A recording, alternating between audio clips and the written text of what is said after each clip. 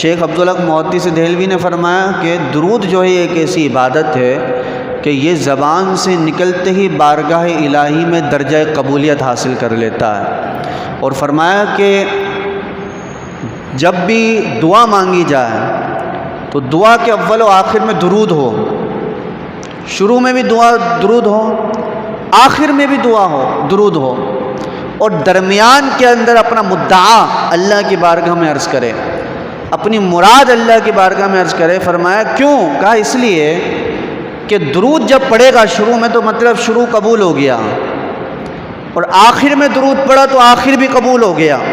اور فرمایا اللہ کی شان سے یہ بعید ہے کہ اللہ تبارک و تعالیٰ اول و آخر تو قبول فرمائے، درمیان کو قبول نہ فرمائے۔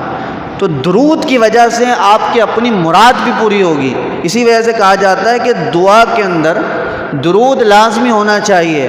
حضرت عمر فاروق اعظم رضی اللہ تعالی عنہ ارشاد فرماتے ہیں کہ تیری دعا آسمان و زمین کے درمیان معلق رہتی ہے۔ فرمایا تیری دعا آسمانوں کے دروازوں کو نہیں چھوتی اس وقت تک جب تک تو اپنے نبی کی ذات پہ درود نہ پڑھے۔